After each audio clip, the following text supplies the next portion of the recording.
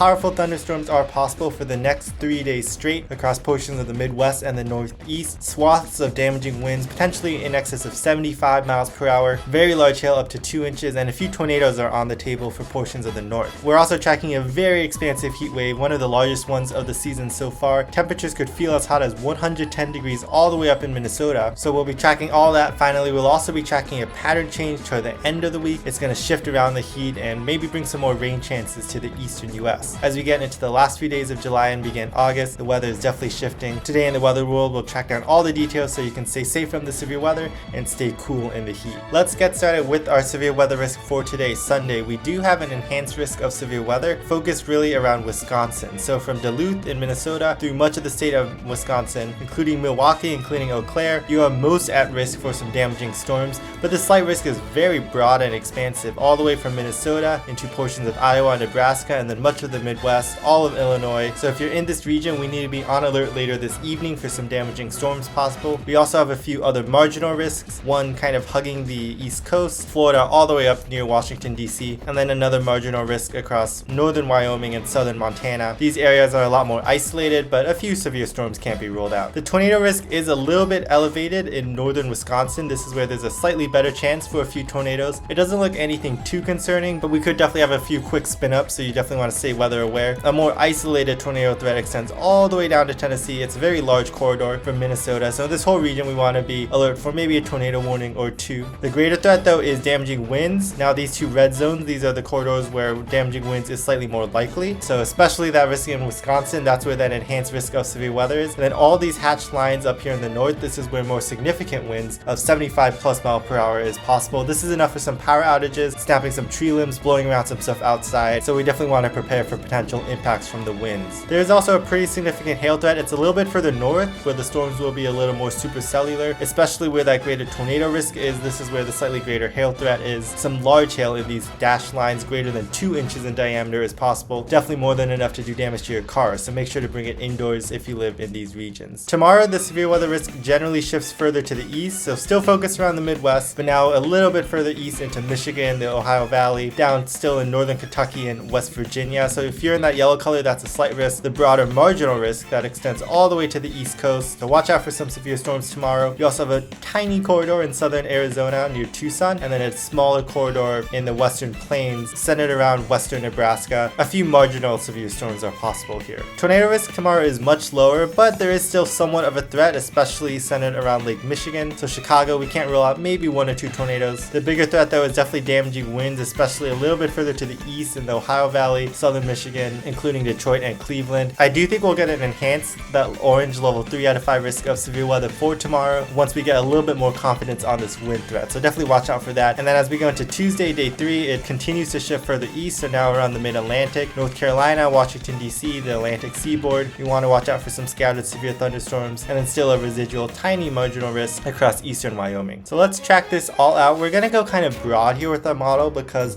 the severe weather setup is very complicated. It's summertime, so it's really going to come down to those mesoscale details on where exactly some of these storms form, and just some small shifts in our models could lead to pretty big shifts in where the storm complexes go. But the general expectation is as we go later into this evening around 3 or 4 o'clock, we'll have some big supercells forming in northern Minnesota, just on the northern end of that enhanced risk. So this is where the hail threat and the tornado threat is biggest with some of these initial supercells. Now this model is a little bit lower resolution, but any of these cells here could definitely be spinning, producing giant hail and a few of those tornadoes. So this is what we want to watch out for. Now as we go later into the evening, as we go a little bit further south in Wisconsin, the storms will congeal more into a line. So still a residual hail and tornado risk, but eventually we're going to transition into more of a damaging wind threat as storms move further south. By the time storms reach Milwaukee, this is around 10, 11 o'clock, we could have a squall line of some damaging winds moving through Wisconsin. We're going to zoom out and back up a little bit. That corridor in Wisconsin will definitely be the main storm corridor, but we could have a few other complexes of storms within the slight risk. And this is where it really gets complicated. Where exactly these complexes of storms form could shift around a little bit, so don't take this one model verbatim as to exactly what's going to happen. In general, if you live in that slight risk of severe weather, you just want to be alert for the potential for some of these storms. Now it does look like there's some signaling for slightly better confidence of a storm complex near St. Louis. As we go into 8, 9 o'clock, this might move further to the southeast through the overnight, and then there's also somewhat confidence in a storm complex near Sioux City in portions of the plains and Nebraska. So these these are the two areas I'm slightly more confident in, but really anywhere in the slight risk. Where exactly these complexes form, they could shift around a little, so you just need to be on guard. If you do get under one of these squall lines, we can definitely expect some intense gusty winds and some torrential rainfall with it. Now going further on into the evening, into the overnight, we could have some additional activity forming in that Wisconsin complex. Our St. Louis complex could be dying off as it moves into Kentucky and Tennessee. Transitioning into your day tomorrow, it's another very interesting scenario where the morning thunderstorms will affect what happens in the afternoon. So this model shows some pretty decent leftover activity in the morning, and if this morning activity overachieves,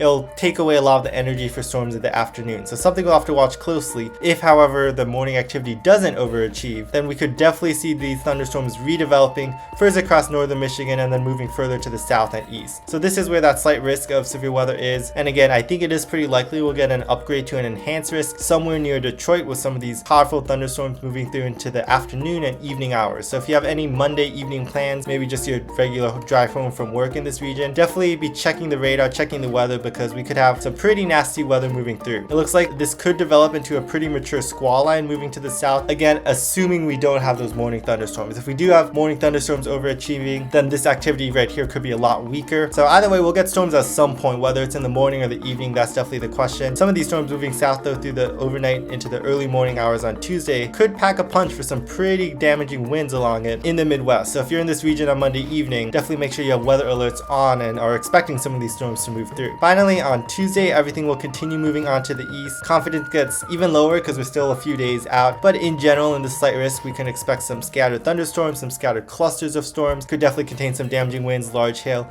maybe even a spin-up tornado. I will say areas further north in New England, so New York, Pennsylvania, even though you're not included in the severe weather risk, it's still going to be pretty wet. So it's going to be a pretty wet day across New England on Tuesday. We're going to actually have a surface low pressure form a little bit further north across New England. All right, so that covers our severe weather risk over the next 3 days. Let's look a little bit longer term now at the extended forecast. Now, the big thing that's probably catching your eye, it's definitely catching my eye, is this giant ridge of high pressure over much of the southern and western U.S. This dark red color. This is a typical summertime heat dome. So if you're under this high pressure, it's just going to be very hot and largely dry over the next week. Look at this trough in the northeast though. This is what's causing our severe weather the next few days as the storm system gradually moves to the east with an associated dip in the jet stream. As we go toward the end of the week, this will move further to the east. It'll kind of linger around portions of Maine and the northeast, so we could have some lingering cooler activity, maybe some showers. Meanwhile, the ridge largely stays dominant through the end of the week. As we get into next weekend though, it will retreat a little bit further to the west. It could strengthen even further. This dark purple color, that's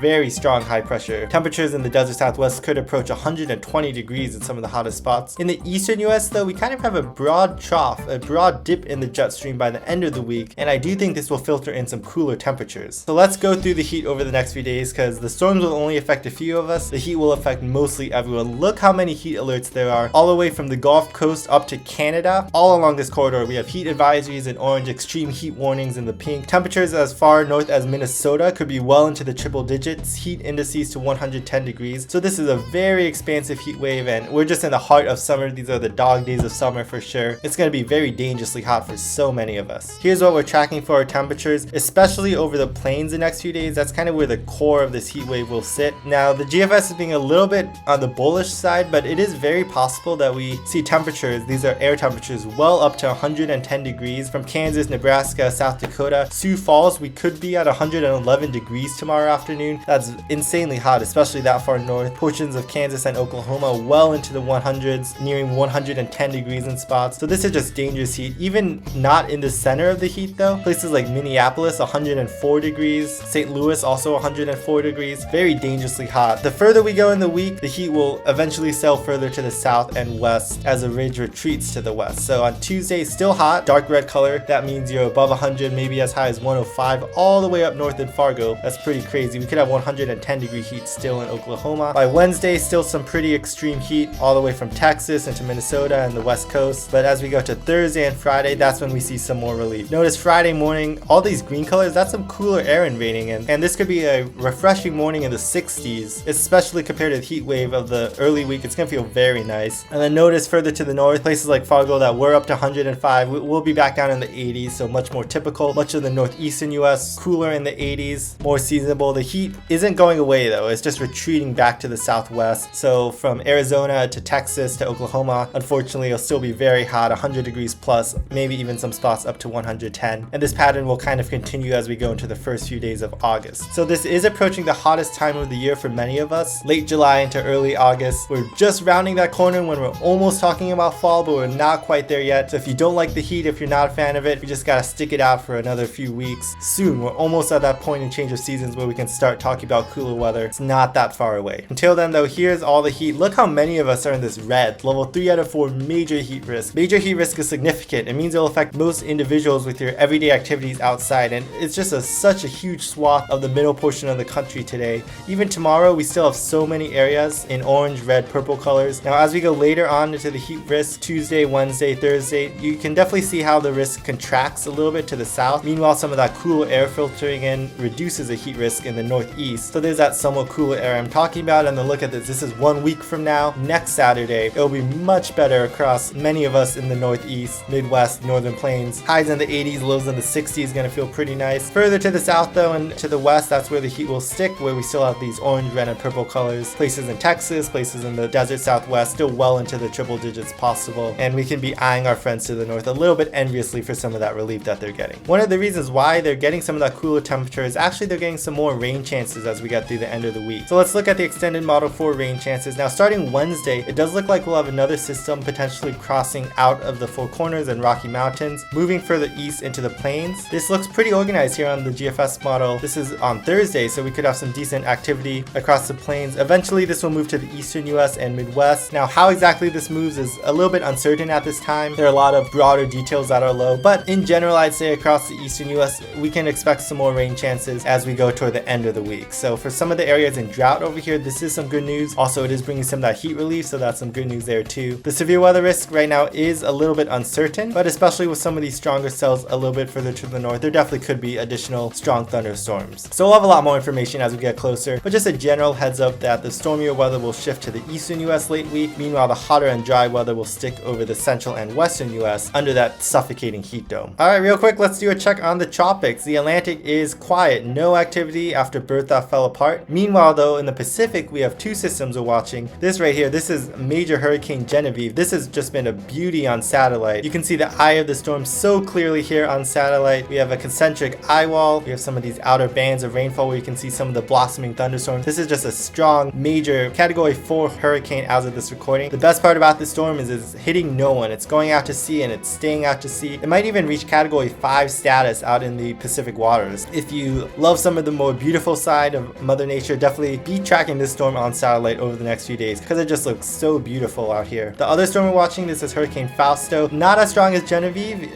You can see the eye is a little bit less defined, maybe clouding over a little bit. This will be moving further to the west. It's going to move north of the Hawaiian Islands. So right now we don't think there will be many impacts to Hawaii. This could definitely change, so if you're living on the islands you want to pay attention to this, but we do think it'll stay far enough to the north to avoid any major impacts. And that's all that's happening in the world of weather over the next few days, so if you're in some of those severe risk zones, definitely make sure you're paying attention to the forecast. Have a way to receive warnings when some of those storm complexes move through. Otherwise, it's just the heat. Make sure we're staying cool out there for many of us. It's summer out there, and then maybe late week we'll track some more severe weather activity in the north. I'll definitely have more updates on that as we get closer, so if you don't want to miss that, or if you don't want to miss any other update in the weather world, consider subscribing. Otherwise, thanks so much for watching. Stay safe out there, and have a great rest of your day.